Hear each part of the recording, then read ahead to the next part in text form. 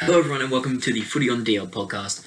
As always, I am Dylan, and conspicuous by his absence, Liam is not here today. That is why I have the horrible setup of the generic white wall in my room. Liam has a very busy schedule this week, so we've had to record this without him, but we are giving you the video version instead of just the audio, just so we can keep the momentum rolling. On to business. Finals week 2. The semi-final of the prelim semi-finals. What a round of footy. It was not as good as week 1, but it comes with the territory of finals sometimes. Teams just play so hard first week, it's hard to back it up 2 weeks in a row. But before we dive right into that, we are going to dive into some transfers and general news. Coming out today, Jock Madden has signed with the Broncos for the next 2 years. I like this signing personally. Jock Madden is a guy who I could see being tipped and groomed to be the guy who replaces Adam Reynolds. I think these 2 years is just to test his development. I think Adam Reynolds probably only has about 1 year, 2 years left in him. And this will sort of help at that point. Ezra Mam is at a pretty good stead. Jock Madden's there. They should have Reece Walsh for a while, and whoever their 90 should be pretty solid as well. It will be a down year whether that does take place, but it will still be pretty solid. Speaking of the Broncos, Corey Oates re-signs for another year, which is great news considering I had no clue where he was going to go. We did tip personally in the podcast that he was going to go to the Redcliffe Dolphins and join Wayne Bennett across the road, but that obviously isn't happening, and good to see. He's had a very good year. Outstanding. I believe he scored about 20-something tries.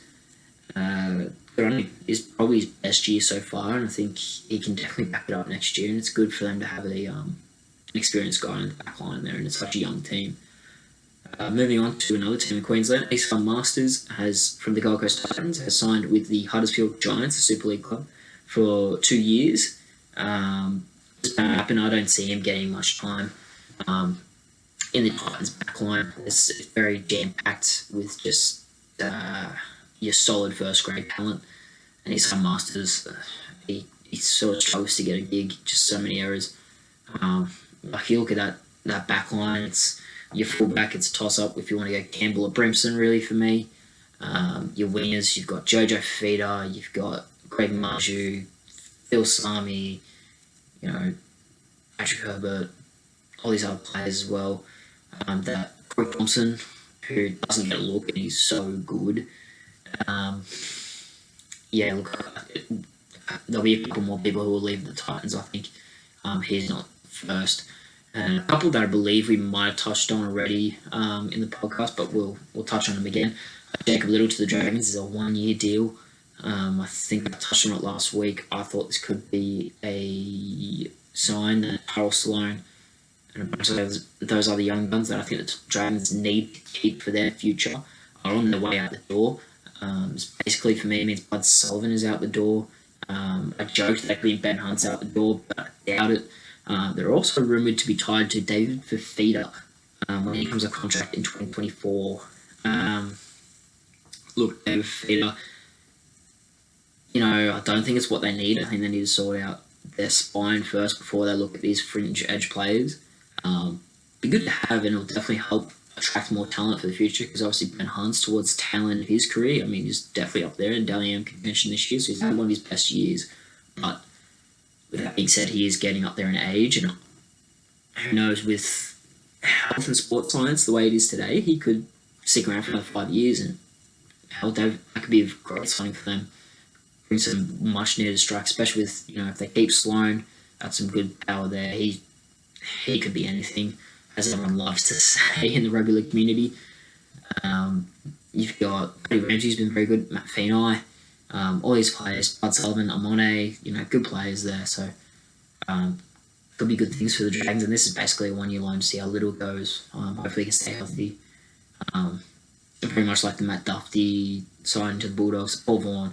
I like it. I see that, I see it as you take flyer on a guy who could be good, could be a solid first grade, and you could end up using him, especially with McCulloch probably retiring. And then the next one, Taulagi, Murray Taulagi from the Cowboys extending to 2026. Don't know if we have reported this. If it was a couple of weeks ago, but now we've got the year. Great effort there, and hopefully they can retain the rest of their young core of Nana, which they have. Talangi, Dearden, and all these guys. Robson as well is going to be a big one. Very focal point for them. Very focal for them. Moving forward to, especially for this, surprising year for them to retain all these guys. Moving on to some World Cup news. Sorry, we finally got it. Today, Joseph Swali'i has committed to Samoa due to some family reasons. I see nothing wrong with that. It's a big loss for Australia, but I think this definitely means that Selwyn Cobbo and Josh Adokar will be the wingers for Australia, and we can have other people in there. Maybe Murray Taulagi gets a look now. There's definitely quite a few. Daniel Tupu, if he doesn't play, it might actually be Samoa too. Jeez, no, Tupu's Samoa. Yeah, it's going to be great World Cup. I'm excited for it. In another blow to the Kangaroos' World Cup aspirations, Payne Haas has withdrawn from the World Cup. No word as to what it is. It's probably to work on his health and his game for the Broncos, considering they were the first team in history to drop out of the top 4. And good on them. Good on him to do that. I'll back anyone who wants to work on their club success. Yes, a World Cup will come, but Payne Haas is so young that he'll have so many Kangaroos jerseys to come. And it also opens the door for so many people. Like, these World Cups are great opportunities for a lot of players to get a look. Speaking of players getting a look, Hudson Young has been named in the extended squad. It has come out, making big news. I believe Sean Lane may also be in there. They named a bunch of people. They preliminarily named Suali'i as well, and that's why he's committed to Samoa for the Kangaroo squad. Let all of the teams that are no longer in the finals know of their players, and for who will be in their top 30, they will take 24 with them to England this year. So good news for Hudson Young and Raiders fans. But after a disappointing week, that's probably a highlight for them. Moving on to the first semi-final game in review. The Raiders got absolutely trounced by the Eels, 40-4. This was the exact game the Eels needed. After their loss to Penrith, where they were very disappointing, they needed this performance against the Raiders. This is what we should have expected. I was disappointed to see the Raiders not come out. I think the loss of Elliott was massive for them. You look at, next year, they've got a very promising future. They're going to have probably Cam Mooney goes there. They've got Harry Wiranara, the Horsburgh, who played pretty well there. Xavier Savage is just getting better and better. I think once he knocks out a couple of errors in his game, he'll be outstanding. Like that try he made, he scored outstanding. I don't think Chance does that. With that being said, I think with Chance out the back, they don't commit so many errors, and it's a little bit more steady back there. But their future will be better, and this is the tough decisions clubs have to make with their squad. As sad as it was to not see Chance feature so much this season. I think the Eels are outstanding, and this may have been what they needed when it comes to the finals to bounce out week 1, go up against the Cowboys. I think, we're seeing with the next game possibly a trend that may happen, and I'll explain that in the next game's review.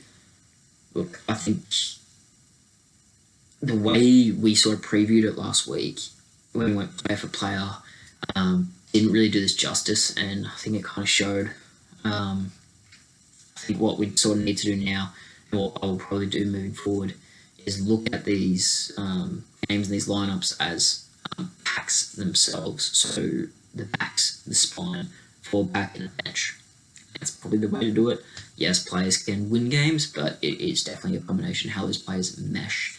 And looking back at that, Eels forward pack probably beats the Raiders forward pack. The spine definitely beats the Raiders spine. Obviously, the Raiders bench I think is better. And the backs, right now, I'd take the Eels backs. But in the next 2-3 years, if we match those players up, I could lean towards the Raiders. The way that I look at the Eagles game, the way they played that forward pack was just insane. I believe in the first half, everyone was over 100 metres, which is insane. They just absolutely dominated the Raiders pack. I don't know if it was that they just didn't show up, which they definitely didn't. The Raiders were very good. Also, I think they beat most of the teams that weren't in the 8 and just talking the Eels. Which, I mean, says a lot about the Eels and where they've come. Do I think the Eels will make the grand final? I think it's very possible. Do I think they win? Probably not. That's sad to say, for sure. Speaking of the Eels, we'll talk about who I thought was the absolute player of the game. I thought he was the absolute best on the park. Dylan Brown, and what a revelation he's been. As a matter of fact, he's probably the Eels player of the year, and I don't think anyone can disagree with it. I think you can throw out players like Sean Lane could be up there. Moses has been very solid, and you look at IPAP as well, but I think Dylan Brown trounces more. As a matter of fact, he's probably the Dally M5 of the year for me. He had a try assist. He ran for 321 metres, 6 tackle breaks, 1 line break, and a line break assist.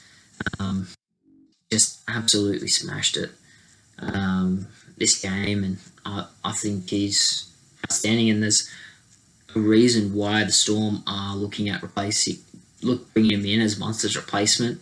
So with that being said, and that coming in, it looks like Munster's on his way out, which is huge for whoever does pick him up. But look, I think Dill Brown is going to be an absolute star. I think the Eels need to lock him up quick because this World Cup could be danger signs for them retaining him. He goes to play for New Zealand with, what could be his future Isles partner, Jerome Hughes. Let's see how good they work together and may want to sweep up over there. Who knows? Dylan Brown, absolutely amazing. Great game. We'll move on to the Sharks, who took on the Rabbitohs. The Rabbitohs beat them 38-12. Wow. Did not see this coming at all. I thought after the Rabbitohs were absolutely punished physically by the Roosters, that the Sharks just wouldn't be able to. Sharks would be able to just sort of run by them, but boy, was I wrong, and I'm very happy to admit that. We look at the Sharks and the way that I think this Eels-Cowboys game may play out is the way this game sort of played out. You look at teams that have come in, these teams sort of, not that they came out of nowhere. I think a lot of us saw the Sharks making the 8, but these teams haven't really played finals footy much of late. You look at the Sharks, people had consistent finals, appearances. Nico's played in a couple of games off the bench. Finucane's been a big part of the Storm. Fafita, your Tolman, who again came off the bench, weren't exactly influential in this game. Yes, they mean a lot to the team, but it's tough when you look at a Rabbitohs squad who maybe besides Isaiah Tass, Lockie Ilias, haven't played in the NRL finals before. So I think that really showed, being able to back up in the finals arena after two massive games, to be able to back it up the next week. I think that's what the Sharks are missing, and I think they're going to be better off with this experience for sure. They're a force to be reckoned with in this comp next year, and I can't wait to see them. Finals footy is a completely different arena to your Origin, your international, all these rivalry games. polar opposite. Everyone steps up the game. Look at these stars: Latrell, Teddy. You know, talking about teams that are still in there: Cleary's, your Edwards, your I should say Townsend. You know, that's where the Sharks probably miss someone like Townsend. You look at Moses. You know, those are the guys that will step up consistently for you, and every single week deliver that they need to in finals footy because they know like it's the biggest, one of the biggest stages to play on. It's a whole different kettle of fish. Again, with the match 5 player, I think the Rabbitohs. I think that's where we sort of messed up as podcasters, as content creators in this subgenre of content. I think we're probably gonna review that in our off season as to how we present to you guys. I think, when you look at it, the Rabbitohs forward pack physically, name power wise, they're not exactly outstanding, but physically they play just insane. I don't think there's a forward pack outside, probably Penrith, or even the Roosters, that can handle the Rabbitohs physically like that. And I mean, the Roosters couldn't even 2 weeks ago. I'm almost speechless with what happened to the Sharks. Like, I look at players that just didn't pull through, and there was quite a few. We look at. If I pull up the stats, if you bear with me for a sec. We go back to, if it's going to show me, it's not. So we'll go.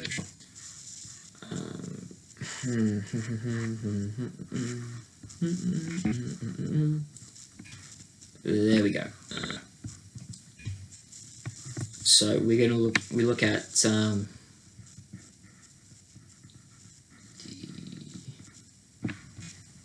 team stats. We look at that, and both teams at about the 60% completion rate. No, that's going to be Penrith. Realistically, I think the errors in the Sharks game really hurt them, even though it was very even with the Rabbitohs. I just think physically and star power wise, they can just power through that. We look at the Sharks. Where are they? There they are. This is bloody annoying to look at. I'm just going to do it on my phone. Minimize this, eh? We'll do this on the phone. It's just easier to look at. Where are we? Here we go. Luckily, we're at shoot up. So, they're a handful of players cracked 100 metres, and Finucane's the only one in the forward pack to crack it. No one else was even close. Which is, just speaks volumes to how the Rabbitohs team dominated the Sharks. Obviously the Baxter boatload of work. Nowhere near enough though. Nico, 5 tackle breaks, line break assist. The 241 kick metres. Like, they hardly had the ball almost. Like, these guys just struggled. And we look at the Rabbitohs. So they've got 1, 2, 3, 4, 5, 6, 7, 8, 9. Anyone on the bench crack 100? They've got 9 players out of their 17 cracked over 100 metres. And then there's Latrell, who he may not have cracked 600 metres, but he never does. He plays a different style, and he's just so spectacular. Isaiah Tass Young Guns balling out. Lockie Elliott had an amazing game. I've never seen him so dynamic. I hear he took unders in his new contract when he extended just to stay with Murray, Book, Walker, and Trell. Well, that's very humble for a guy who's going to make a lot of money in his career. If we Junior Tola was absolute beast, cracking 175 metres, 6 tackle breaks, and 22 tackles. But, Cam Murray's try assist, 147, 5 tackle breaks, 1 line break assist, 37 tackles, 1 miss. It's players like these guys that just absolutely step up. The Sharks just didn't have that experience in the finals arena to do that, and that's sadly just what comes with it. With the territory of being a young team, a new team in the finals. You can say the same for the Raiders. A lot of their players hadn't played finals before. They're a very young team. You look at Papali'i, Whitehead, Whiten, probably Fogarty's played a couple games. Rapana. Not many people having finals experience, and that's really where these players make their money, is in the finals. But with that being said, we'll go and preview the prelims, eh? Let's go. Here we go. So we've got the Cowboys against the Eagles up at their home game. So we got Scotty Drinkwater at fullback. Your wings are Felt and Taulagi. Centres, Holmes and Hiku. Halves, obviously, Dearden and Townsend. We have McLean and Potter as your props. Robson at 9. Gilbert and Nana as your second rows, with Tamalolo at lock. The Hammer, Luciano Lua, Hess and Neem fill out the bench with Tanoa Brown as the 18th man. For the Eels, I believe it's only one change. Gartho is your fullback. Sivo and Wanga Blake are your wingers. Pansini and Object are your centre pairing. Brown and Moses are the halves. Campbell Gillard and Paulo are the props, with Marnie at hooker. Lane and Papali'i are the second row, with Madison at lock. I love that. Having him start. He's great off the bench, but I love having him start. Outright joins bench with Jake Arthur, Kofusi and Niokora, with Makatoa dropping to 18th man. I don't mind these squads. I think if we look at it this way, and I should probably just start looking at this on my laptop in future, because it pairs them up nicely. If we compare the spine, I'm going to take the Eels spine, to be honest. It's just a little bit more. They've had more games together. They've had more finals experience together. I think they're just going to outperform the Cowboys. When you look at the backs, I'm going to take the Cowboys. You've got more experience there. You've got more strike. They're more in form, I'd say. But fullback wise, I think it's relatively even. But I think the Eels beat them. I am going to take the Cowboys bench though. So with that being said, I think the Eels can get up in this one. I think we could see, very realistically, a Western Sydney grand final, which I love to watch. It's going to be great money.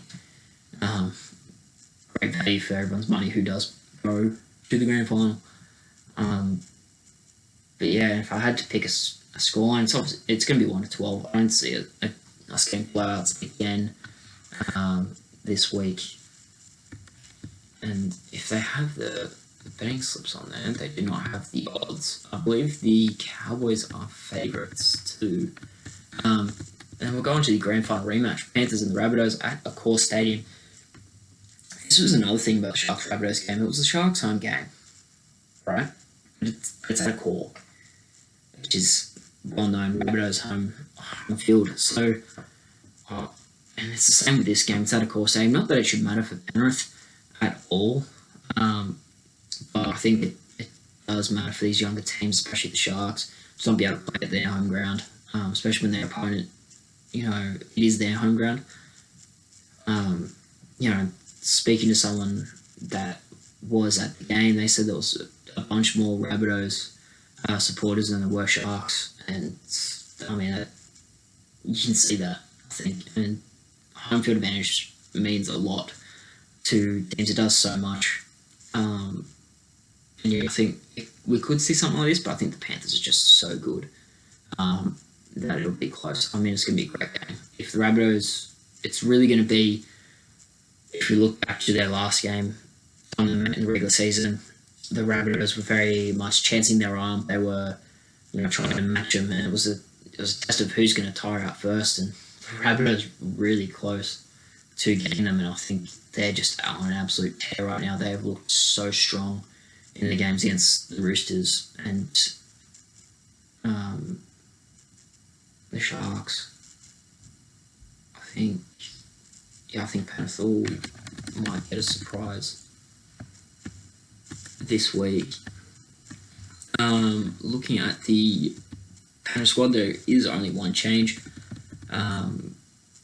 They line up like this: Dylan Edwards at fullback with Charlie Staines and Brian To'o on the wings, with Isaac Tungo and Stephen Crichton as the centres. Stephen Crichton shifts to Charlie Staines' wing. Luai and Cleary are the halves. Mosley Yoda and Fish are your props, with Appy at 9. William kick out and Liam Martin are the back rowers, with Yo at 13. The bench lines up as Mitch, Kenny, Scott Sorensen, Spencer Lenu, and Jamin Salmon, with Sean O'Sullivan as the 18th man. For the Rabbitohs, it is Trell Mitt at fullback, with Johnson and Tane Milne on the wings, with Tass and Campbell Graham in the centres. Walker and Elias at the halves. Totola and Nichols are the props, with Cook at 9. Kalamatangi and Jai Arrow back rollers, with Murray filling in at lock. Nikorima, Hamsale, Cheekham and Chad Cartwright for the bench. Chad Cartwright coming in for Havili, who is pulled out with injury, and Talon May, who is also suspended. Yeah, like I said, I think Panthers may just pull out, but don't be surprised if the Rabbitohs get up this week and we see a Rabbitohs Eels grand final. That being said, guys, short episode, I know, but we're coming to the back end of the season where there's not much to really talk about, especially as a solo effort. With that being said, guys, enjoy the weekend of footy that is to come, and we'll catch you, hopefully both of us, will catch you next week.